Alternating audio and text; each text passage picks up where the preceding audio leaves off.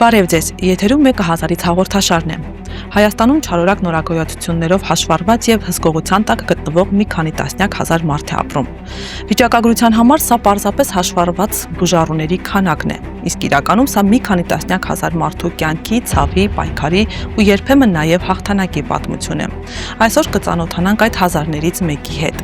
Մարդ, ով արդեն վերապրել է քաղցկեղը, բայց պարզապես վիճակագրական թիվ չէ։ Մարդ, ով իր կյանքի երկրորդ հնարավորությունը որոշեց ու նվիրեց ուրիշներին։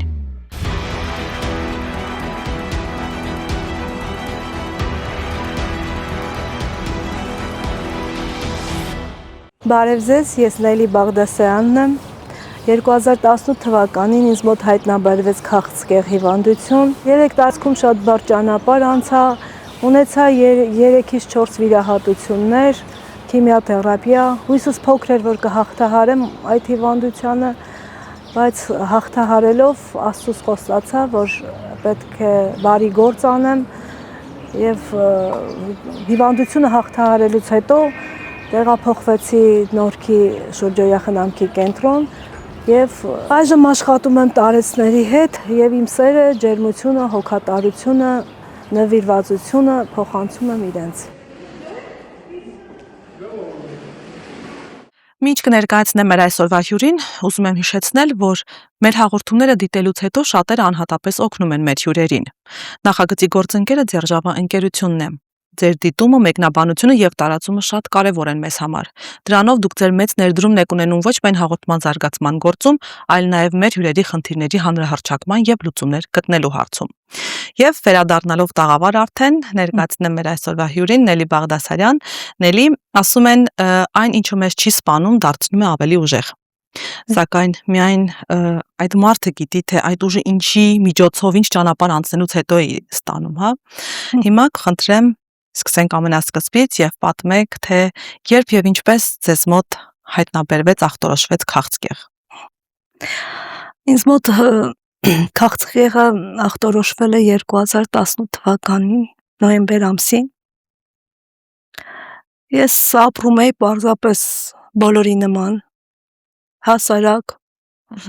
բոլորի նման ամեն առավոտ արթնանում էի եւ աշխատանքի էի գնում, իմ առօրյան ունեի, իմ կյանքը ունեի։ Եվ այդպես մի օր արթնացա ու հասկացա, որ ես այլևս առողջ չեմ։ Ինչպես, ինչ ախտանշաններ ունեիք, ինչ գանգատներ ունեիք։ Գանգատներս թեթև էին, առաջիկայում գլխացավերով, հետո թևի ցավ, ուսահոդի ցավ, եւ բժշկի դիմելուց բոլորը մտածում էին, թե նյարդային խնդիրներ են, զարգացել են նյարդային ֆոնի վրա այդ ամենը, բայց հետո արդեն թե լաբորատոր ստուգումների արդյունքում, թե մնացած հետազոտությունների արդյունքում պարզվեց, որ ինձ մոտ արդեն առաջի ստադիայի արդեն քաղցկեղ է։ Այսինքն դեռ զարգացած չէր, սկզբնական փուլում եք այն հայտնաբերել։ Ես հայտնաբերվեց սկզբնական փուլում, բայց շատ արագ զարգացավ այդ հիվանդությունը, որովհետև ունեի արդեն զարգացած էլի հիվանդություններ, որոնք հենց պատճառն էին քաղցկեղի։ Նելի, հիշում եք այն օրը, երբ դուք իմացաք ձեր իրական ախտորոշումը։ Հենց անմիջապես բժիշկը ինձ ասեց, նայեց աչքերիս մեջ ու ասեց, ես հասկացա արդեն։ Բայց պատրաստ եք լսելու դա։ Բժշկի հայացքից հասկացա, որ ինձ մոտ ինչ որ մի բան այն չէր, որովհետև շատ երկար հետազոտվեցի, մոտ 3 ամիս հետազոտությունների մեջ էի, ու արդեն վերջի իսկ հետազոտության արդյունքում պարզվեց, որ ինձ մոտ քաղցկեղ է։ Ինչպես ընդունեցիք լուրը, ինչպես դա փոխեց ձեր կյանքը։ Այո, կյանքս փոխվեց։ Հենց այդ օրվանից կյանքս փոխվեց։ Հենց այդ օրը հասկացա, որ կյանքը շատ քաղցր է, շատ գեղեցիկ է ու ապրելն է շատ գեղեցիկ։ Ուղղակի մենք չենք հասկանում։ Մեր կյանքի որակը փոխվում է այն ժամանակ, երբ որ արդեն հասկանում ես, որ կյանքը արդեն կանգ է առել քեզ համար։ Դուք երեխաներ ունեք։ Ունեմ երեխաներ, զավակներ Քանիսն ունեմ, են։ աղջիկ եւ տղա։ Եվ քանի տարեկան էին այդ ժամանակ երեխաները։ Դե Էին։ չէ, այդքան փոքր չէին, արդեն չափահաս էին, բայց եւ այնպես իմ համար դեռ փոքր էին։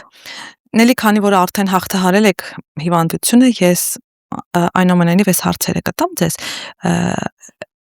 Ախտորոշումից հետո ինչ մտքեր էին ձեզ պատում։ Ինչ մտքեր էին, որ հանգիստ չէին տալիս։ Ինչ վախեր կային։ Արդեն վախերը շատ մեծացավ վախը ապրելու, մեծացավ վախը կյանքի նկատմամբ, որ ես ամեն օր սպասում էի, որ ես այլևս չեմ արթնանալու, որ չեմ տեսնելու այն բարի լույսը, որը որ արդեն Աստված ինձ տվել էր։ Ես ամեն օր արթնանալով մենակ մի բան էի մտածում, որ պետքա ուժեղ լինեմ, պետքա պայքարեմ, պետքա երեխաներիս համար, հանուն երեխաներիս ապրել։ Մենակ այդ կարգախոսով էի արթնանում,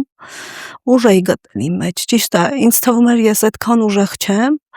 բայց հաղթահարելուց հետո հասկացա, որ ես ուժեղ եմ,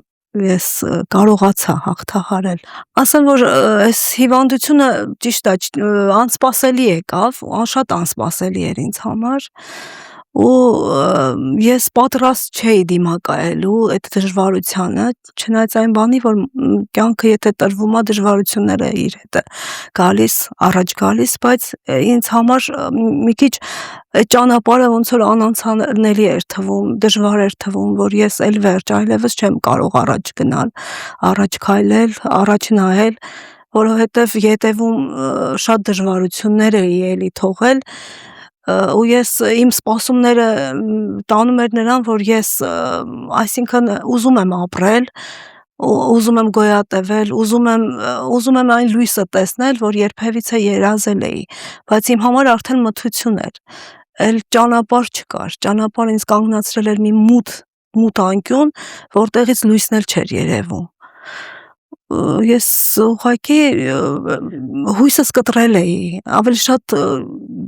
լսում էի հուսադրող խոսքեր, ես պարուրված էի լավ խոսքերով, հարազատների այդ ջերմ շփումով, գնալ գալով, ես այդ բոլորը հասկանում էի, որ ունեի բարեկամներ, որ երբևէ ինձ անգամ հեռվից չէին բարևել ու ինձ այցի չէին եկել, արդեն գալիս էին այցի, ես այդ բոլորը հասկանում էի, որ ես այո այդ մթության մեջ եմ, որ կարող է Իսկն այդ հարազատների հա, այդ ուշադրությունն էլ, այդ ուշադրությունը որպես ոչ թե ինձ հուսադրում էր, այլ ավելի ճիշտ հակառակը, ինձ տանում էր այն մութ կետին, որ ուրեմն ես ինչքան վատ եմ, որ արդեն ինձ այցի են գալիս ամենահեռավոր բարեկամները,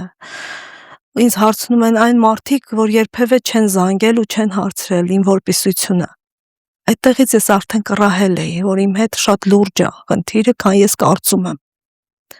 Բայց բարեբախտաբար սխալվել եք։ Հա, սխալվել էին, հա, ես ինքս էլ էի սխալվել, բոլորն էլ սխալվել էին։ Նելի, իսկ այդ ընթացքում նաև ձեզ համար հոգեբանական առումով էր շատ բարդ, որովհետև մենք գոնե հայերս ունենք այդ սովորությունը ավելի շատ փորձում ենք լավ ձևանալ, որպեսզի դրանով նեղություն, անհանգստություն չպատճառենք մեր հարազատներին, մեր բարեկամներին, այսինքն եթե անգամ ցավ ենք ունենում, վախենում ենք ախ ասել, հա, որպեսզի կողքից հարազատներ, բարեկամները հոգեպես չտանջվեն։ Այդ առումով դուք էլ եք այդպես անում, ձեզ համար նաև այդ առումով էր բարդ, թե եթե լավ չեք, ցույց եք տալիս, որ լավ չեք։ Մարմնական ցավերը ոչինչ են հոգու ցավի դեմ։ Այդ ժամանակ եւ հոգին էր ցավում, եւ մարմինն էր ցավում։ Այնպես ասում բախվել էին իրար հոգին ու մարմինը։ Ես չգիտեմ, իսկապես ուժ էի գտնում իմ մեջ, հա, ձևացնում էի, շատ ժամանակ ձևացնում էի, որ իմ մոտ ոչինչ չկա, ժպտում էի, անդադ ժպտում էի մարդկանց, որ անգամ չզգան, որ ես ցավ ունեմ, բայց ցավը ինձ ամեն օր արդեն զգացնել էր տալիս թե հայացքիցս, թե ֆիզիկական ունակություններիս վրա էր ազդել արդեն, թե արդեն աշխատանքի մեջ արդեն զուլացել էի, թուլացել էի, չէի կարողանում աշխատել եւ ինքնակամ դիմում գրեցի Իմ դիմումի հիման վրա աշխատանքից ազատվեցի։ Ներողություն, որտեղ եք աշխատում։ Ես աշխատում եի Երևանու թաղապետարանում, նպաստների բաժնում մասնագետ էի։ Ներողություն, ձեր նկարագրած հոգեվիճակը իրականում շատ խանգարում է, հա, այդ բուժման ընթացքին։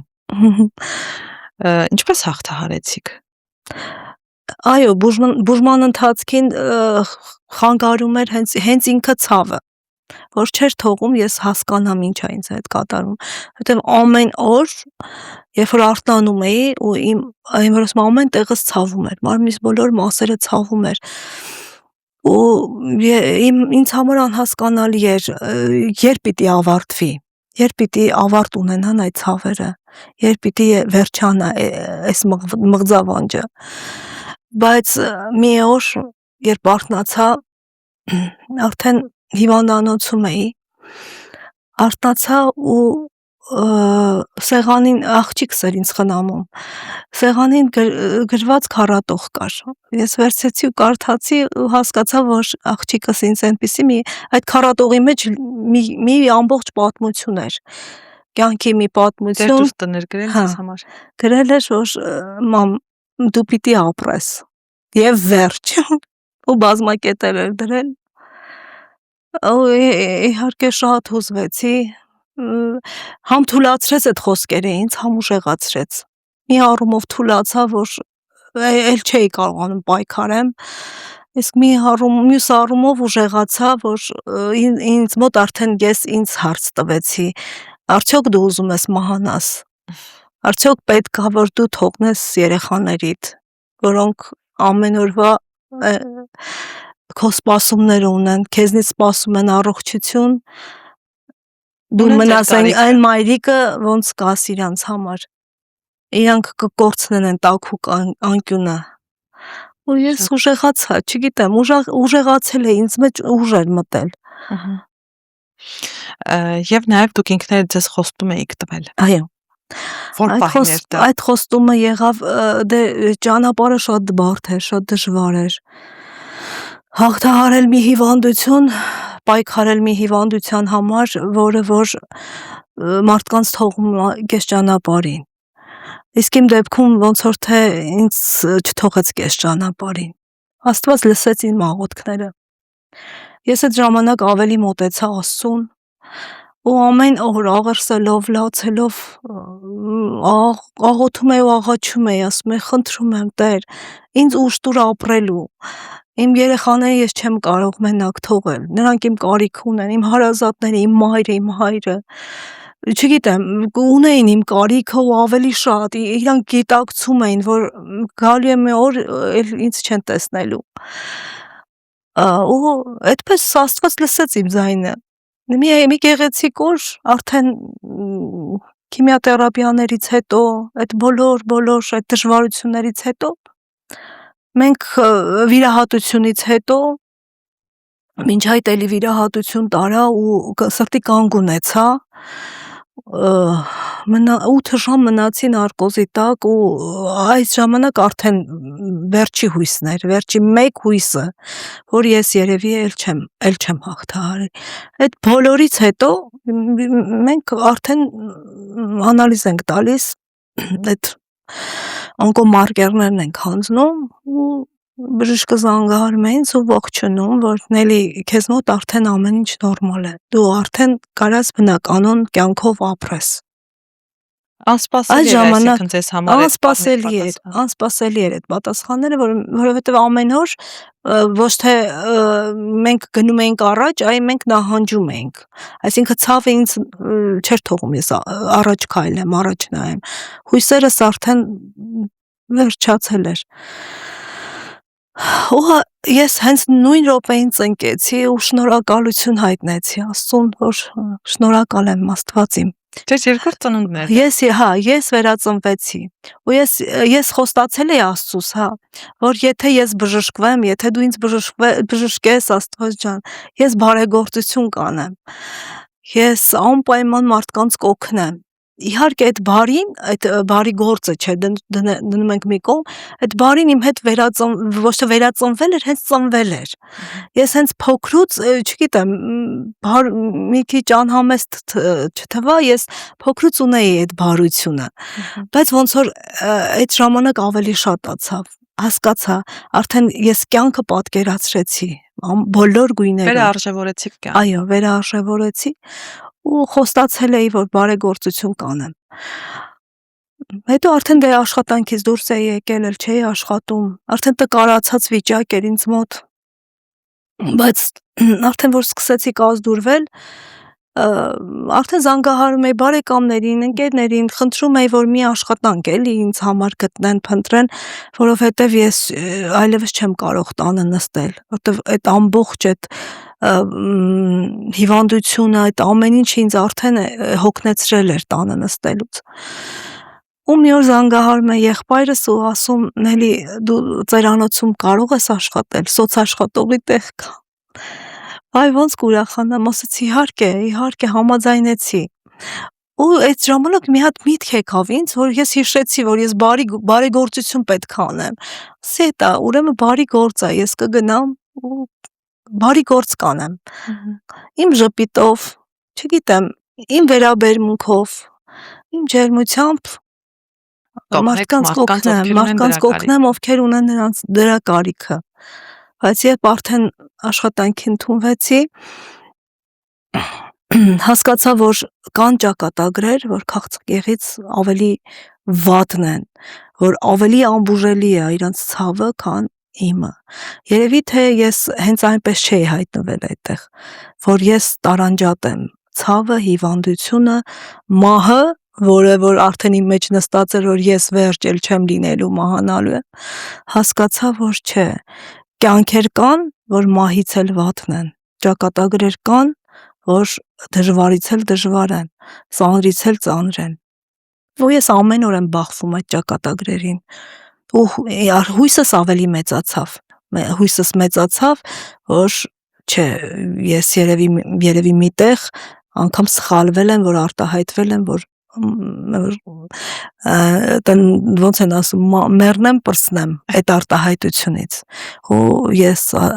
խոստացա, որ այլևս այդ բառերը չպիտի կրկնեմ, որովհետև մեռնելը դեռ չի նշանակում, որ կպրծնես։ Քանի տարի արդեն աշխատում եք կենտրոնում։ Այս կենտրոնում արդեն 5 տարի է։ Նորքի շուրջօրյա խնամքի կենտրոնում։ Նորքի շուրջօրյա խնամքի կենտրոնում աշխատում եմ 5 տարի։ 5 տարի։ Այսինքն այն աշխատանքը, որը ձեզ առաջարկվել էր, հենց այս կենտրոնի մասին։ Այո, հենց այս կենտրոնի մասին։ Փաստորեն դուք աշխատում եք հիմա մի կենտրոնում, որտեղ ամեն օր բախվում եք մարդկային ամենաբարդ էմոցիաներին, ինչպես քիչ առաջ նաև նշեցիք, միայնություն, անվստահություն, հիշողություններ եւ դաժան ճակատագրեր, ինչ դեպքերի եք հանդիպել, որոնք պարզապես սովորական դրվագ չեն մնացել ձեր կյանքում, հա, հետք են թողել, ցավեցրել են։ Դե ամեն օր ենք բախվում, ամեն օր մենք ընդունում ենք շահառուներ, որոնք արդեն կյանքից լքված, չգիտեմ, ճակատագիրը արդեն իրենց հասցրել է այստեղ, կենտրոն, դե ճակատագրեր կան, որոնք արդեն, որ պատմում են շահառուները, արդեն հասկանում ես, որ իրենք հենց այնպես չի, որ հայտնվել են այստեղ։ Ինչ հույզեր, ինչ էմոցիաներ կան, ինչ դեպքեր կան, որոնք ամենաշատը հույզերին ամեն օր ենք ասեցի բախվում, որովհետև մարդը արդեն իսկ գալով կենտրոն, արդեն իր մոտ այդ հուզական դաշտը արդեն անկայուն է, ու իր հետ զրուցելով հասկանում ես, որ շատ բարդ ու դժվար ճանապարհ անցած, նայած մարդիկ կան իրենց մեջ են պահում, թաքցնում այդ ցավը, այդ վիրավորանքը, թե զավակների կողմից, թե ընտանիքի մնացած անդամների կողմից, պահում են, թաքցնում են, մարդիկ կան արտահայտվում են, էմոցիոնալ են, պատմում են իրենց կյանքը, իսկ դու վերապրում ես այն, ինչ որ չգիտեմ, ես ինքս ինձ վրա եմ ասում, երբ որ պատմում են այդ դժվարությունները, ես հենց ինձ եմ արդեն հիշում եմ իմ հետ կատարվածը, ու ասում եմ, չէ, փառք Աստծո։ Ձեր անցած բարդ ճանապարհը հիմա ինչով է օգնում, որ դուք աշխատեք այդ կենտրոնում եւ ավելի լավ եք հասկանում իրենց, թե գուցե դուք ձեր պատմությունը պատմելով եք իրենց փորձում մի քիչ այսպես հույս արցնացնել իրենց մեջ։ Հա, եղել են տատիկներ, որ վայ, այստեղս ցավում է, ես պիտի գնամ բժշկի հիվանդանոց պառկեմ, ես հիմա շատ վատ եմ, այո, ես իմ օրինակով ասել եմ, դե լավ էլ մի սկսի, բա ես ինչ ասեմ, օրինակ եմ բերել ինձ, դες ես արդեն ոտքի եմ եւ հետո լինում է որ անգամ տարաձայնություն է լինում, ասում են, հա, դե դու ջահել ես, դու դե ապրելու տեղ ունես, դու իրանք համեմատում են, բայց դե իրանք արդեն ապրել են իրենց տարիքը, իրենց դժվարությունները։ Այնուամենայնիվ ամենաբարդ դեպքը, ամենածանր դեպքը որն է եղել ձեզ համար։ Նկատի ունեմ ինչ եք անում, ինչպես եք դրսևորում ձեզ, ինչպես է ձեր աշխատանքը հա դրսևորվում, որպեսզի դուք համարեք, որ այն խոստումը, որ ձեզ տվել էիք տարիներ, այդ խոստումը ձեր իրականացնում եք։ Հա, հնարավորինս փորձում եմ, ես էմոցիոնալ եմ դարձել, հիվանդությունը ճիշտ արդեն անցել է, չի էլ անցել, ես դեռ ունեմ հաղթահարելու փուլեր, այդպես ասեմ, այնպես չի, որ ես լիարժեք բուժում եմ ստացել, դեռ անցում եմ այդ ճանապարհը, բայց եւ այնպես արդեն դառել եմ մի քիչ էմոցիոնալ ասեմ, ու երբ որ մեկ ուզում եմ ջղայնանամ, մի արդերս տեղի է տալիս, հիշում եմ իմ խոստումը, բայց ես խոստացել եմ, չէ՞ որ պիտի մարդկանց ժպտամ, թեկուզ իմ մի թեթև ժպիտով, մի փոքրիկ խոսակցությամբ, զրույցի բռնվեմ, թեկուզ տատիկի, պապիկի հետ, ու դրանով մարդուն կարողանամ իր վիճակից հանեմ, ոչ թե ես իմ էմոցիաներով, ասենք, ավելի վնասեմ։ Իսկ ձեր արած աշխատանքը ձեզ այսպես ասեմ ներքին բավարարվածություն պատճառում է,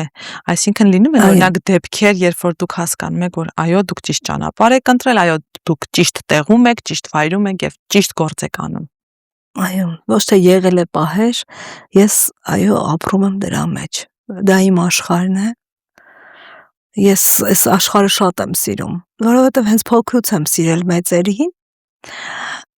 Եվ մի այդպիսի դեպք պատմեմ, մի փոքրիկ, երբ որ փոքր էինք,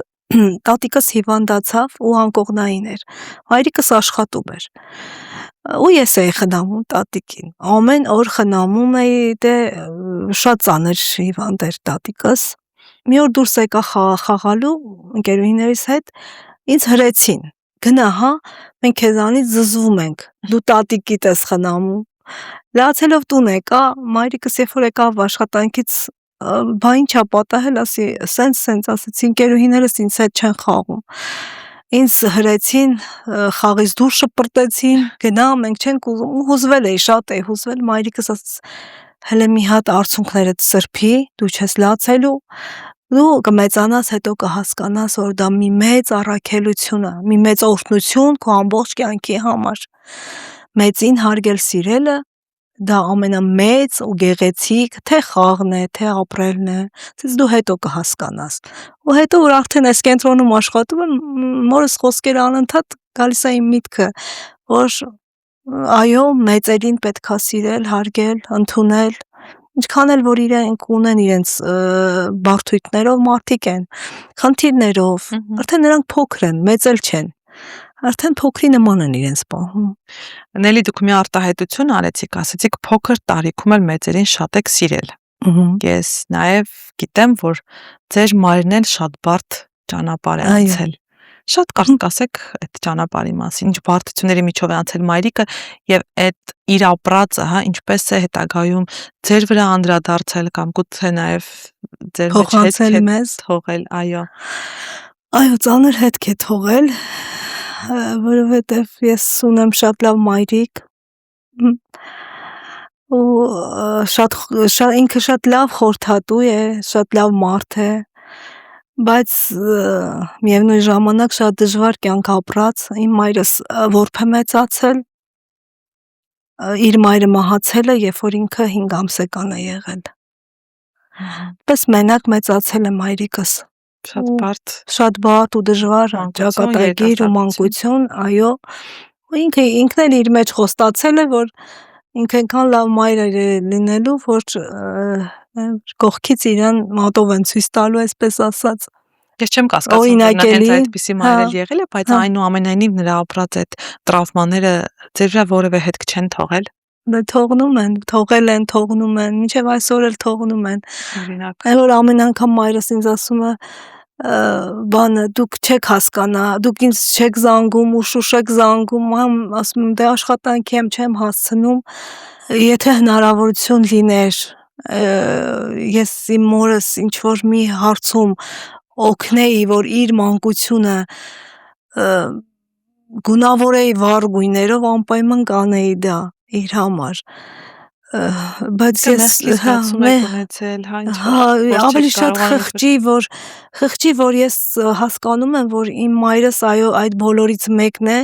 ով կուզենար մայր ունենար ժամանակին, ով կունենար մայրական այդ ջերմությունը, սերը ստանար, որ չի ստացել, ու իր մեջ շատ բաց բաներ կա, բայց եւ այնպես ինքը իր բարությունը չի կորցրել,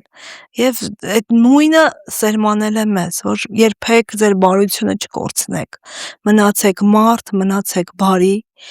մնացեք օգնող, մնացեք այն ինչ պակաս ունեն դրսում մարդիկ, այն ինչի պակաս ունեն, դուք լրացրեք այդ պակասը, եթե կարողանում եք։ Շատ լավ, եւ վերադառնալով ձեր աշխատանքին, այն սերը, այն հոգատարությունը, որ դուք այսպես անմնացորդ տալիս եք այդ տարեցներին, իրենք ինչպես են դա ձեզ վերադարձնում։ Մարդիկ տարբեր են, տարբեր մարդիկ, տարբեր բնավորություններ, տարբեր խառնվածքներ ու երբեք ես չեմ մտածում, ես եթե ժպտացել եմ իրեն, ինքը վայ ինչ չպատասխանեց, ինքը հաջորդ պահին կարող է շուռ գալ ու ինձ վիրավորել, պարզապես այդպես ուզեց, ես դրան վատ չեմ նայում, որովհետև հասկանում եմ դժվարությունները, բարդ անցած ճանապարհը, կյանքի դժվարությունները մարդուն քառատող էին գրել տարեցներից պապիկներից մեկը հայո ինձ համար գրել էր, քառատող չէր, բանաստեղծություն է գրել, մի ամբողջ բանաստեղծություն էր նվիրել ինձ, այդպես էր, հա, իր շնորհակալությունը։ Իր շնորհակալությունը այդպես էր հայտնել, բայց որ չեմ ուզում ասեմ անշնորհակալ, չի կարելի այդ արտահայտությունը անել, պարզապես երևի չեն հասկանում, որտեվ իրանք արդեն, ես ասում եմ, մեծերը արդեն փոքր են դառել, արդեն, արդեն փոքր են, պիտի մենք իրենց հարմարվենք, իրենց բնավորությունը։ Օրինակ շահառու հետ այդպես սկզբում եղել է կոնֆլիկտային իրավիճակ, բայց այնուամենայնիվ դուք կարողացել եք կոտրել այդ սառույցը եւ ավելի ջերմ հարաբերություններ հաստատել, շփում հաստատել։ Հա, եղել է, որ սկզբից մի քիչ սենց կոպիտ, էմոցիոնալ խոսել են, անգամ վիրավորել են, հետո զրույցից, հետո սենց մի քիչ մտերմիկ զրույցից, ինչ որ ուզեցել եմ շտկել այդ վիճակը, ստացվում է, հա, այնպես չի, որ հա, մի անգամից Մի խոսքով հիմա դուք ձեզ զգում եք ճիշտ տեղում, ճիշտ գործանել։ Այո, ես շատ ուրախ եմ, որ ես ուրախացել եմ, որ իմ դժվարությունները, որ իմ հիվանդությունը նաև մի բացվող ճանապարհ էր, նոր բացվող ճանապարհ, որ ինձ բերեց այս հաստատություն։ Միգուցե կողքից ասեն, այդ ինչ տեղ եք աշխատում, ախր ընդեղ ով ա գնում աշխատում, դե ասում են, արտահայտվում են, բայց չէ, ես այնքան, չգիտեմ, այնքան գոհ եմ իմ աշխատանքից, այո, ես դա համարում եմ բարեգործություն, կարևոր չի թե բարեգործությունը պիտի լինի անպայման ֆինանսական կամ չգիտեմ հագուստի կամ չգիտեմ իրերի տեսքով, ինձ թվում է մի քաղցր խոսքը, մի ժպիտը, չգիտեմ, մի հատ թևանցուկ լինելը ինչ որ մեկին, դա իրեն ավելի է օգնում, երբեմն պարզապես լսողական չլինելն էլ, հա, թեկուզ ուղղակի լսել իր հոգսերի, իր դժվարությունների մասին, ու ես դա սիրով եմ անում, ես իմ խոստմանը մնում եմ հավատարիմ, եւ քանի դեռ սրտս բաբախում է, ես պիտի իմ խոստումը պահեմ, որովհետեւ պետք չի, երբ որ մարդը արդեն իրեն լավ է զգում, մոռանա իր խոստման մասին։ Շատ լավն էլի, ունեք ինչ-որ ավելացնելու բան, որի մասին կուզենայիք բարձրաձայնել։ Ես այսօր հենց այնպես չի, որ այստեղ եմ հայտնվել, ես հասկանում, որ դա էլ ինչ-որ մի նախախնամություն է, ինչ-որ մեկին չէ, ինչ-որ մարդկանց ասելու, խրախուսելու։ Ես այսօր եկել եմ հույս բաժանելու այն մարդկանց, ովքեր կորցրել են իրենց հույսը ապրելու, ովքեր կորցրել են իրենց հույսը, չգիտեմ, կյանքի նկատմամբ, չգիտեմ, ուղղակի կորցրել են իրենց աշխարհայացքը։ Ես ուզում եմ, որ տեսնելով այս հաղորդաշարը հասկանան, որ կյանքը քաղցր է, անկախ բարդություններից, անկախ դժվարություններից պետք է ապրել, պետք է հաղթահարել այդ դժվարությունները, նայել առաջ եւ քայլել ուղիղ։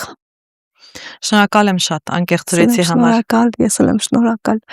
Իսկ ես հիշեցնեմ, որ մեր հյուրը Նելի Բաղդասարյանն էր, մարդ, ով քաղցկեղը հաղթահարելուց հետո իր երկրորդ կյանքը որոշել ու նվիրել է տարեցներին։ Դուք եւս կարող եք ձեր պատմությունը գրել մեկնաբանությունների դաշտում։ Մենք պատրաստ ենք այն եւս ներկայացնել։ Նախագծի գործընկերն է Ձերժավա ընկերությունը։ Բազմաթիվ մարդիկ դիտելով այս հաղորդումները անհատապես օգնում են մեր հերոսներին։